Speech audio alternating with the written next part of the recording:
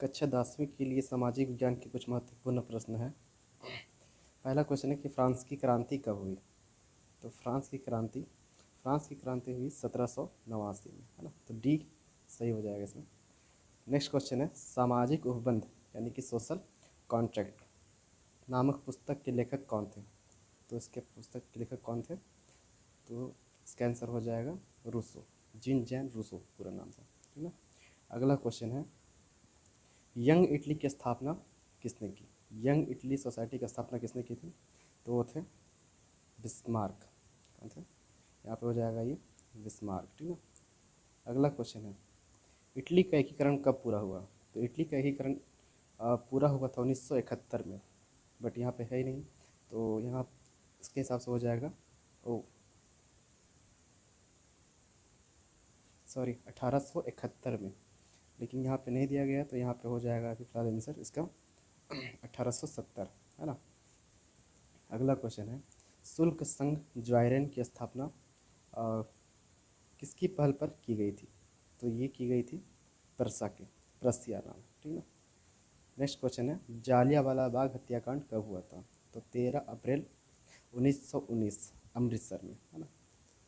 अगला क्वेश्चन है हिंद स्वराज नामक पुस्तक की रचना किसने की है। तो हिंद स्वराज नामक पुस्तक की रचना की है वो है महात्मा गांधी जी, ठीक ना।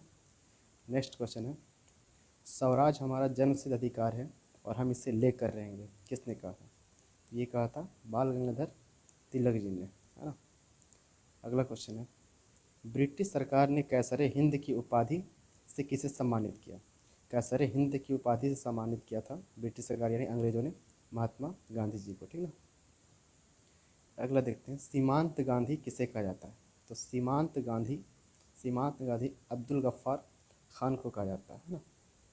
अगला क्वेश्चन है उत्पत्ति के आधार पर संसाधन कितने प्रकार के होते हैं। तो उत्पत्ति के आधार पर संसाधन 2 प्रकार के होते हैं, जैव और अजैव, ठीक ना। तो आंसर हो जाएगा यहाँ पे 2 का।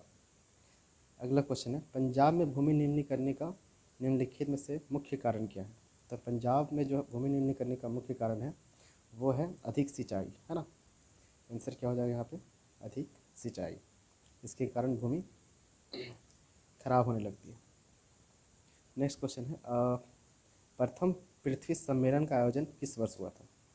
तो किस वर्ष हुआ था, ये हुआ था 1992 में, रियो डी जेनेरो। उसके बाद अगला क्वेश्चन है किस राज्य में काली मृदा मुख्य रूप से नहीं पाई जाती है। तो मुख्य रूप से कहाँ नहीं पाई जाती है, तो महाराष्ट्र में पाई जाती है, गुजरात और मध्य प्रदेश तीनों में पाई जाती है। ये राजस्थान आंसर हो जाएगा, इसमें नहीं पाई जाती, ठीक ना। अगला क्वेश्चन है इनमें से कौन सी टिप्पणी प्राकृतिक वनस्पति और प्राणी जगत के ह्रास का कारण नहीं है। यानी कि कौन सी ऐसी बात है यहाँ पे जो प्राकृतिक वनस्पति और प्राणी जगत के विनाश होने का कारण नहीं है। तो यहाँ पे आंसर देखिए कृषि प्रसार यानी कृषि क्षेत्र में विकास, उसके बाद है बृहद स्तरीय विकास परियोजना, उसके बाद अगला है टॉपिक पशु चारण और ईंधन लकड़ी एकत्रित करना और तीव्र औद्योगिकरण और शहरीकरण। तो यहाँ पे ये हो जाएगा आंसर पशु चारण और ईंधन लकड़ी एकत्रित करना। इससे वन्य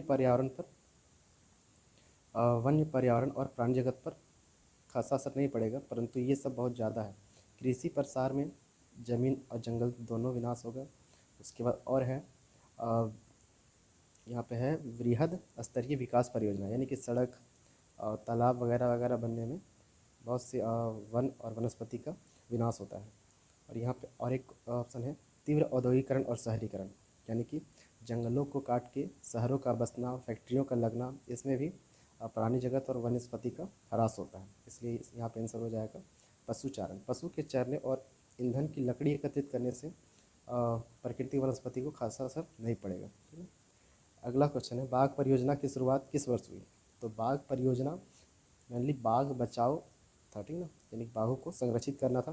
तो ये शुरुआत हुआ था 1973 में। अगला क्वेश्चन है अंतर्राष्ट्रीय प्राकृतिक संरक्षण और प्राकृतिक संसाधन संरक्षण संघ के द्वारा विभाजन में किस श्रेणी को रखा गया है। तो किस श्रेणी में रखा गया है देखते हैं। वो संकटग्रस्त जातियाँ को दुर्लभ जातियाँ, लुप्त जातियाँ, संकटग्रस्त जातियों को ही दुर्लभ जातियाँ कहा जाता है। तो लुप्त जातियाँ वही हो रही धीरे धीरे जो हमारे बीच से, हमारे पर्यावरण से जो जीव दुर्लभ होते जा रहे हैं, यानी कि दूर होते जा रहे हैं। तो यहाँ पे आंसर हो जाएगा इनमें से सभी। जैसे बाघ हो गया, उनकी संख्या कम होते जा रही है। 14वीं सदी में किसने दिल्ली में सिरी फोर्ट क्षेत्र में जल की सप्लाई के लिए हौज खास का निर्माण करवाया था? तो दिल्ली में 14वीं शताब्दी में जो जल सप्लाई के लिए हौज का निर्माण करवाया था वो शख्स थे इल्तुतमिश, है ना।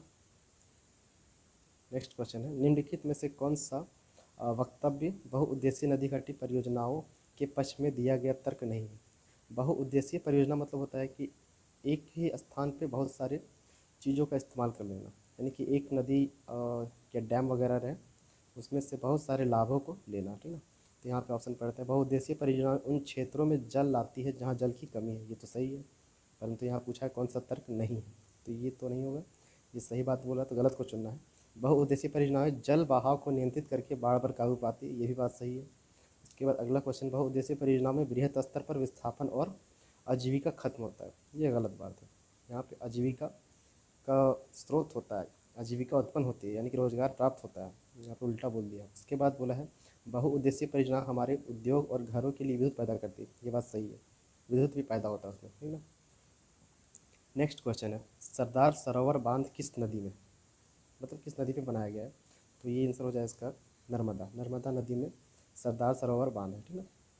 अगला क्वेश्चन है, सामान्यतः किसी देश का विकास किस आधार पर निर्धारित किया जा सकता है? तो किसी देश को हम लोग कब विकसित बोलेंगे या फिर कब बोलेंगे कि वो विकास कर चुका है? तो उसमें प्रति व्यक्ति आय अच्छा हो, औसत साक्षरता दर यानी पढ़ा लिखा लोग हो, लोगों की स्वास्थ्य स्थिति अच्छा हो यानी कि लोग हेल्दी रहे, ठीक ना। तो यहाँ पे क्या हो जाएगा इसका ऑप्शन डी, उपरोक्त सभी। यहाँ पे सभी चीज़ों को लिया जा सकता है। अगला क्वेश्चन है, मान लीजिए कि किसी देश में 4 परिवार है, 4 परिवार है, ठीक ना। इन परिवारों की प्रति व्यक्ति आय कितना है? 5,000 है। अगर 3 परिवारों की आय क्रमशः कितना कितना है? 4,000 है, 7,000 है और 3,000 है, तो चौथे परिवार का आय क्या हो जाएगा? औसत आय यहाँ दिखाया जाता है। तो औसत आय किसे कहते हैं? चारों परिवारों की कुल आय को जोड़ा जाता है, उससे हम लोग क्या कहते हैं? औसत आय, और 4 से भागा दिया जाता है। तो 5,000 है, तो 5,000 को हम लोग किससे मल्टीप्लाई कर देंगे? 5,000 को सीधा 4 से गुना कर देना है, हो जाएगा 20,000। 20,000, 20,000 में से आपको देख रहे हैं कितना हो रहा है यहाँ पे? 7 और 3 10 हो गया, 10 और 4 14 हो गया, ठीक ना। तो 14,000 तो ऐसे होगा, तो बच कितना रहा है 20,000 में? 6,000। आंसर क्या हो जाएगा सही? 6,000, ठीक ना। आगे का क्वेश्चन है, मानव विकास रिपोर्ट देश की तुलना किस आधार पर की जा सकती है? तो मानव विकास, हम लोग मानव को कब विकास बोलेंगे? जब वो स्वस्थ हो, शिक्षित हो, या फिर प्रति व्यक्ति आय अच्छा खासा हो। तो यहाँ पे ऑप्शन फिर डी, उपरोक्त सभी, यहाँ पे भी सही हो जाएगा, उपरोक्त सभी। सब चीज़ होना अनिवार्य है मानव के एक विकास के लिए, ठीक है। अगला क्वेश्चन है, एक वर्ष में पैदा हुए प्रति 1,000 जीवित बच्चों में 1 वर्ष की आयु से पहले मर जाने वाले बच्चों की संख्या क्या कहलाती है? तो क्या कहलाती है? ये कहलाएगा शिशु मृत्यु दर कहलाएगा, है ना। शिशु मतलब बालकों का मृत्यु हो जाना, ठीक है। उसके बाद अगला क्वेश्चन है, वनोत्पादक का संग्रह करना किस क्षेत्र की गतिविधि, यानी कि वन उत्पादक का संग्रह करना किस क्षेत्र की गतिविधि है? तो हम लोग जानते हैं जो प्रकृति से जुड़ा होता है उसे हम लोग कौन सा क्षेत्र में रखते हैं? प्राथमिक क्षेत्र में। तो यह आंसर हो जाएगा प्राथमिक, है ना। अगला क्वेश्चन है, वे क्षेत्रक जो सरकार द्वारा पंजीकृत होते हैं और उन्हें सरकारी नियमों और विनियमों के अनुपालन करना होता है कहलाते हैं। जो सरकार के नियम दायरों के अंदर रह के काम को किया जाता है वो कौन से क्षेत्र के अंतर्गत आते हैं? वो आते हैं संगठित क्षेत्र, है ना। इसमें रविवार की छुट्टी मिलती है, इसमें बोनस मिलता है और इसमें बहुत सारी फैसिलिटीज़ होती है, परंतु जो असंगठित क्षेत्र होता है उसमें कुछ नहीं पाया जाता, ठीक है। ये कभी भी नौकरी से बर्खास्त किया जा सकता है इसमें। तो यहाँ पे आंसर इसका सही हो जाएगा संगठित क्षेत्र, है ना, संगठित क्षेत्र। अगला क्वेश्चन है, तो जूम करके पढ़ते हैं। रमेश, सुरेश, नरेश और राकेश 4 भाई हैं। रमेश खेतों में काम करता है और सुरेश किसी फैक्ट्री में मजदूरी करता है। नरेश एक शिक्षक और राकेश एक टैक्सी ड्राइवर है। इनमें से किसके कार्य सेवा क्षेत्र के अंतर्गत आते हैं? तो सेवा क्षेत्र मतलब जो लोगों को सेवा देते हैं वो क्या कहलाते हैं? सेवा क्षेत्र, यानी तृतीय क्षेत्र का कार्य है, ठीक ना। तो यहाँ पे देखते हैं शिक्षक क्या देता है? सेवा देता है, कोई फिजिकल चीज़ तो देता नहीं है, ठीक ना। और ना ही ड्राइवर कहीं किसी को छोड़ के लेके जाता है, कुछ देता है नहीं देता, ठीक ना, सिर्फ छोड़ के जाता है कहीं भी, फिजिकल चीज़ नहीं देता है, इसलिए ये सब क्या कहलाता है? ये कहलाएगा सेवा क्षेत्र। तो यहाँ पे कौन कौन है देख लेते हैं, टीचर और ड्राइवर कौन है वही हो जाएंगे, ठीक है। तो नरेश एक शिक्षक है और राकेश एक टैक्सी ड्राइवर, तो नरेश और राकेश मतलब आंसर हो जाएगा सही ये गावड़ा, ठीक ना। आगे का क्वेश्चन है, रोहन एक अकुशल बेरोजगार युवक है। वह रोजगार की गारंटी देने वाली सरकार योजना मनरेगा के तहत अपना पंजीकरण या फिर पंजीयन करवाता है। रोहन को एक मतलब वर्ष में कितने दिनों की रोजगार की गारंटी मिलेगी? तो मनरेगा एक सरकार के द्वारा चलाई गई मुहिम है। उसमें अगर इसमें रोजगार की गारंटी दिया जाता है 100 दिनों के लिए, ठीक ना। अगर रोजगार नहीं मिला तो दैनिक भत्ता मिलता है इसमें। अगला क्वेश्चन है, एक खेत में लक्ष्मण और उसके परिवार के 4 व्यक्ति काम करते हैं, जिसमें सालाना 20 कुंटल गेहूं का उत्पादन होता है। कितने? 20 कुंटल गेहूं होता है। लक्ष्मण के चचेरे भाई करण ने 1 वर्ष तक लक्ष्मण और उसके परिवार के साथ मिलकर यह कार्य किया, परंतु वर्ष कुल उत्पादन में कोई वृद्धि नहीं हुई। करण की परिस्थिति को किस श्रेणी में रखा जाएगा? है ना। तो जो लक्ष्मण का परिवार है उसमें 20 क्विंटल गेहूं का उत्पादन होता था, उसमें करण भी मिल गया, फिर भी उसमें बढ़ोतरी नहीं हुई। दैट मीन्स इसका क्या है मतलब हो जाएगा ये प्रच्छन्न बेरोजगारी। तो करण क्या हो जाएगा? प्रच्छन्न बेरोजगारी के अंतर्गत आ जाएगा, है ना। अगला क्वेश्चन है, अर्थव्यवस्था में प्रत्येक क्षेत्र के अंतिम उत्पाद की गणना क्यों की जाती है? प्रत्येक क्षेत्र की गणना क्यों की जाती है? तो क्यों किया जाता है, ठीक ना। प्राथमिक क्षेत्रक हो, द्वितीय क्षेत्रक हो, तृतीय क्षेत्रक हो, सभी क्षेत्रकों के अंतिम क्षेत्र की गणना क्यों की जाती है? ताकि दोहरी गणना की समस्या से बचा जा सके, ठीक ना। इसलिए अंतिम उत्पाद की गणना की जाती है।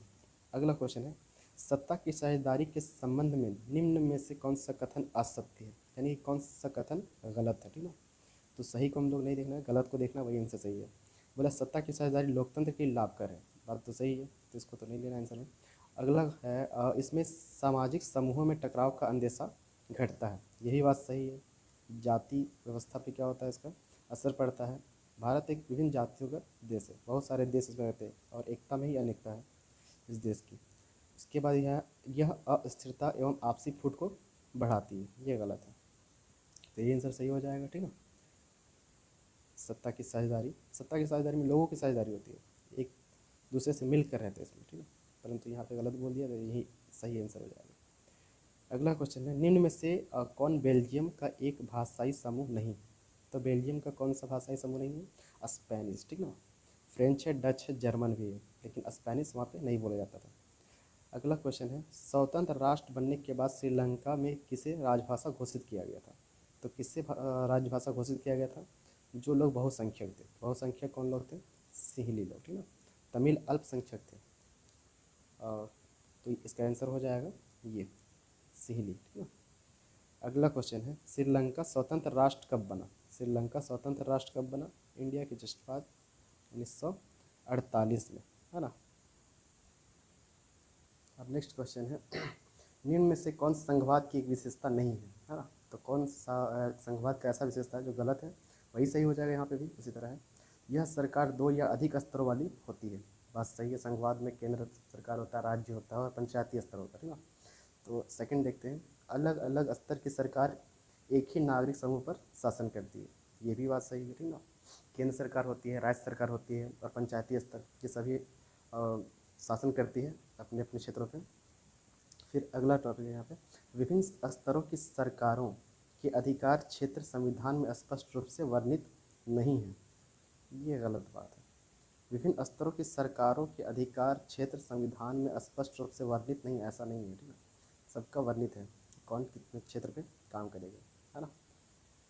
संविधान में सबके अधिकार क्षेत्र को दर्शाया गया है। नेक्स्ट क्वेश्चन है, निम्न में से कौन भारत की अनुसूची भाषा के रूप में शामिल नहीं? तो कौन सी ऐसी भाषा है जो हमारे अनुसूचित भाषा में शामिल नहीं किया गया है? तो अरबी, मैथिली, संथाली, असमिया, तो ये हमारा हो जाएगा अरबी। अरबी हमारा नहीं है, ये सऊदी अरबिया यानी कि अरब कंट्रीज से आया हुआ भाषा है ना। निम्न में से कौन सुमेलित नहीं है, यानी कि कौन सुटेबल नहीं है, यानी कि कौन खराब है मेरा, है ना। राज्य सरकार राज्य सूची, सही बात है, राज्य सरकार राज्य सूची पे ही कानून बनाएगी। उसके बाद अगला है केंद्र सरकार संघीय सूची, ये भी बात सही है, केंद्र सरकार संघ सूची पे कानून बनाएगी। उसके बाद है केंद्र और राज्य सरकार जो दोनों मिल के बनाती है उसे हम लोग कहते हैं समवर्ती सूची, है ना। उसके बाद है स्थानीय सरकार अवशिष्ट अधिकार, ये गलत है। स्थानीय सरकार अवशिष्ट अधिकार पे नहीं बनाती है, इस पर केंद्र सरकार ही बनाती है। कुछ खास स्पेशल चीज़ों पे ये कानून को जारी करती है। अवशिष्ट शक्तियाँ केंद्र सरकार को ही प्राप्त है, तो ये गलत हो जाएगा, मतलब यही सही है, आंसर सही हो जाएगा ये घ, ठीक है, ये सही हो जाएगा। इसके बाद अगला क्वेश्चन है, भारत में विकेंद्रीकरण के संबंध में कौन सत्य है ना। विकेंद्रीकरण का मतलब क्या होता है, मतलब सत्ता का बंटवारा कितने स्तरों पर है, ठीक ना। इसका अब ये देखते हैं। अब स्थानीय स्वशासी निकायों में चुनाव नियमित रूप से कराना संवैधानिक बाध्यता नहीं है ना, संविधान का बाध्यता नहीं है, चुनाव कराते हैं। वास्तविक विकेंद्रीकरण की दिशा में एक बड़ा कदम 1992 में उठाया गया। कम से कम 1/4 पद महिलाओं के लिए आरक्षित है ना। पंचायत और नगर पालिका चुनाव कराने के लिए राष्ट्रीय चुनाव आयोग नामक स्वतंत्र संस्था का गठन किया गया है, ये भी बात सही है। तो यहाँ बोला भारत में विकेंद्रीकरण के संबंध में कौन सत्य है, पंचायत और नगर पालिका चुनाव कराने के लिए राष्ट्रीय चुनाव आयोग नामक स्वतंत्र संस्था का गठन किया गया है, तो ये बात सही है ना, आंसर हो जाएगा। नेक्स्ट क्वेश्चन बोला है, निम्न में से कौन सुमेलित नहीं है, यानी कौन ऐसा है जो खराब है, ठीक है।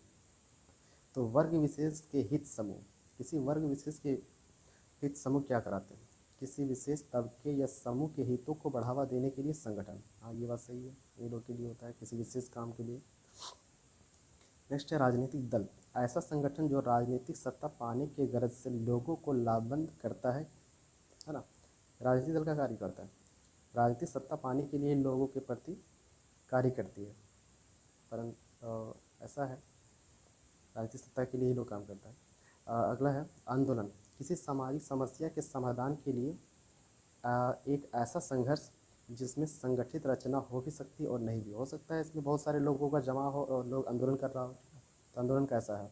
उसके बाद अगला है दबाव समूह, राजनीति से सीधे भाग लेते हैं, ये गलत है, राजनीति में इन लोग का कोई भागीदारी नहीं होता है दबाव समूह का, तो आंसर क्या हो जाएगा सही, दबाव समूह, ठीक ना। अगला है निम्न में से कौन सुमेलित नहीं है, यहाँ भी आपको गलत चीज़ चुनना है, देख लो क्या हो जाएगा।